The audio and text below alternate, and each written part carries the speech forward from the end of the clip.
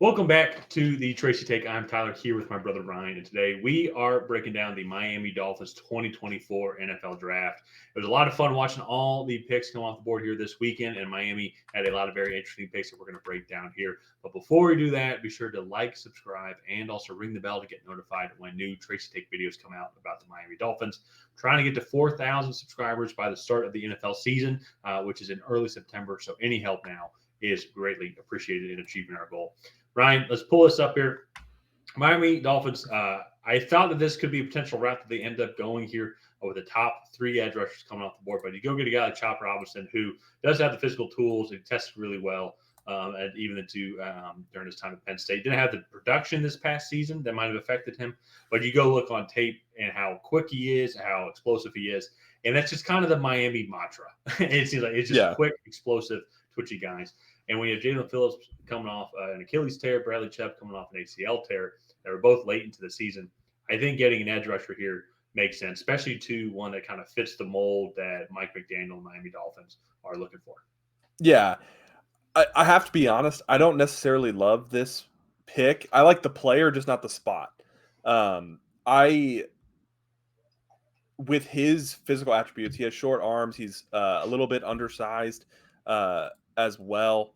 And I guess he's 254, but that's for this modern day edge rusher. That's about that weight. Yeah, he has smaller arms. He's a little undersized. I think you go look at his production against true NFL like caliber prospects, and like he doesn't really do all that much.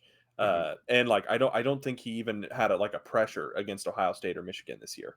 And so like that is Ohio State and Michigan though. Not well, true, but you're going to be going up against NFL caliber offensive lines from now on, and so that to me, I think he just got a little shut down against some of the bigger competition there, and so I like the player. I think he has a lot of good physical tools. I just think with Bradley Chubb and Jalen Phillips both having severe injuries at the end of that season, I think maybe they reached on a guy here. I think they could have potentially moved back and gotten better value.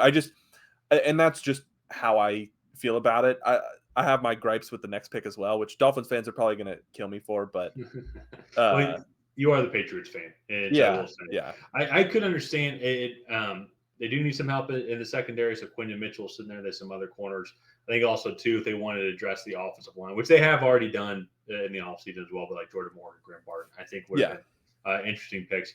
I think if that's, I had a feeling that this was going to be a need that they addressed, and they addressed, I think, a couple times actually. Yeah, and so I do like their fifth pick here, or their fifth round pick that we'll get to in a second. Yeah. But here it's kind of the mentality of if it's a reach, because I don't think he would have made it. He definitely would have made it 55.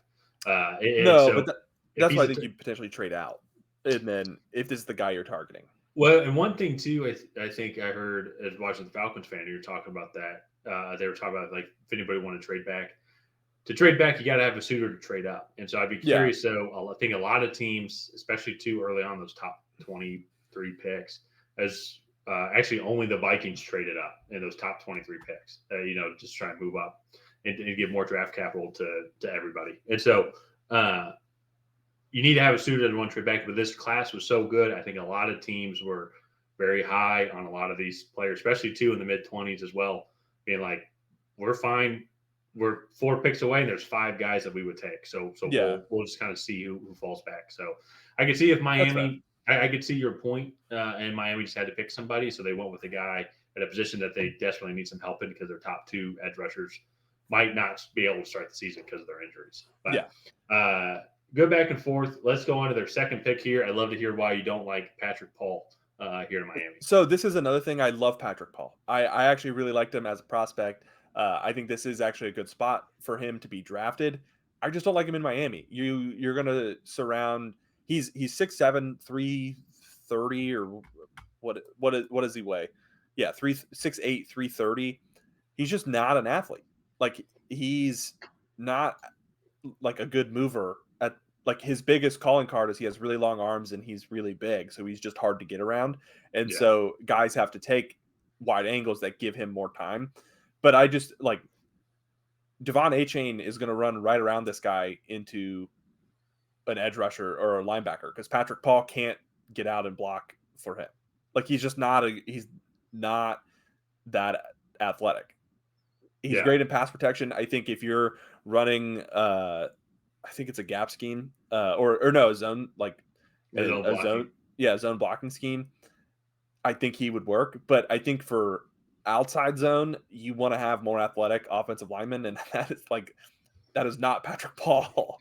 Yeah. Yeah. And so Oh, go ahead. I just think like I don't want to say they're setting him up for failure, but I just like you're going to ask a 6'8", 330-pound like average athlete to be this outside zone run blocker, and like I don't know. That's just you're not driving a bus around a racetrack is like kind of what I'm getting at.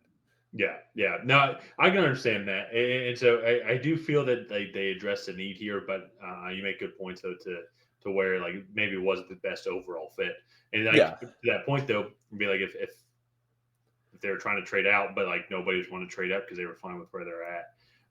You don't want to then give up that pick for less than Yeah. what it's worth. The guy that I had targeted that I thought the Dolphins would have circled would be Roger Rosengarten, who's probably the best athlete at tackle in one of the best athletes at tackle in this class, and he went like 8 or 10 picks after this. And so Yeah, that to me was to Baltimore. like I think that should have been the guy you should have gone after there in that spot. And so I would have been much more different on this draft if they had gotten Rosengarten versus Patrick Paul. Yeah. So Yeah, so I think that's fair, and so I do like that they addressed both of the trenches. yeah, So, no, but I I agree. think your arguments are fair. They addressed the trenches again here with their next pick. They picked over 100 picks later at 158. Got Mo Kamara here. I really do like this pick. I like the player a lot. He fell a little bit to them. He was fun watching at Colorado State. I think what's going to be fun here on these next 3 picks: Malik Washington, Patrick McMorris, and then Taj Washington as well. On the receiver room, I think we talked about it. What was the average speed of their receiver? Is it probably less than 4? Well, they're all going to run like 100 miles an hour, but they're only like 5'9". Like because Yeah, Jalen Waddle is not that tall, Tyreek Hill is not that tall, Malik Washington and Taj Washington are definitely not that tall. So now they're going to have 4 guys in that receiver room that are all under like 5'10". I'm thinking of that like that Spider-Man meme where they're all Yeah, like like pointing at each other. You know? and so I like that everybody talked about like come January, it'd be like Miami Dolphins, they're speedsters, like the way they play football. It's like they can't go to Kansas City or Buffalo in December, and play these games with the way that they play football. And they're like, screw you, we're gonna yeah, dump. yeah, exactly. And it's just like they're going to have all these like short, shifty track guys, and like granted, it works for them for the first half of the season. It's just I knew that they were going to address receiver. I would have liked to have seen Brendan Rice maybe be one of these picks. I think he went in between, so maybe instead of Malik Washington, you grab Brendan Rice. But all these guys kind of fall in the same mold. And one of the things that I think is going to be really interesting is like all these guys are good after the catch. They're all like decent route runners. They're all very shifty. So I'm really curious to see what this Dolphins offense looks like. Well, So and that's what, and in all seriousness, like they know they only have 2 more years, 3 more years left, maybe with Tyreek Hill. yeah, And so you're trying to find his replacement if you want to fit this style of offense. But one of the things I feel like if they, I hope they don't fall into that trap of like they're a one trick pony, and so the teams can figure out how to beat them. They can't really do anything else to go about it. Like have the more traditional style of offense or more run heavy style of offense. I know they're one of the top running teams in the league, but it would be nice if they had a couple of players like on their roster that could also then help to where they could match up different game plans against the team instead of being like, hey, this is how we play football. You have to try and beat us, if that makes sense. It'd be neat to have they had a little bit more flexibility on their offensive play style with the primary essence of speed and just explosiveness, but then having another ability as well. I think to slow things down and then also maybe like control the game a little bit more.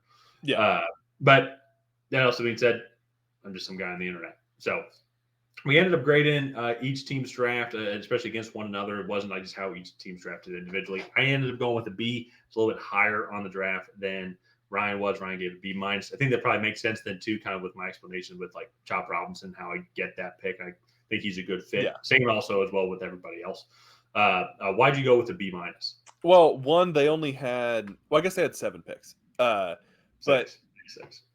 No, they had 7. Oh, we missed one. We missed Jalen Wright. My apologies. They did also get Jalen Wright Oh, as well. So I missed that in day 3. yeah. So another speedster. Yeah, another speedster. And I do like that pick. For me, I waited the first 2 days more than the others. And for me, I just felt like those 2 days, like, they weren't misses because I like the players, but I just didn't love the way that, like, they went about it. Because felt like Chop Robinson was more of like a project edge rusher that was probably go early day 2. And then Patrick Paul, I just like, again, he's just so big and like he's a good athlete for his size. And I want to emphasize for his size. Like he's not a Roger Rosengarten. And that's just like my biggest problem. You have all these speedsters and you're going to put like just this massive hulking somewhat slow offensive tackle in front of them. So Yeah. No, and I think that's a fair point, bro. Like if that's where we're going, I'm going to want the fastest offensive lineman. It might yeah, not be the strongest, but this is going to be the style of play that we want to go with. Like yeah. we need these guys to move. With that being said, having him in front of Tua, I do feel a little bit more comfortable with like him over Roger Rosengarten because you're not going through Patrick Paul. You're going to have to find a way to go around him, and like that's really hard just with his size. But for their running game, I do have some struggles with it. Yeah, yeah. So, but all in all, I think the Dolphins, I think they did a good job. So let's go ahead and wrap up this draft here. If you guys have not already, please go ahead and like and subscribe. Leave a comment down below on what you thought of this Dolphins 2024 draft. Remember, Jalen Wright was in there as well. But other than that, we will see you guys next time.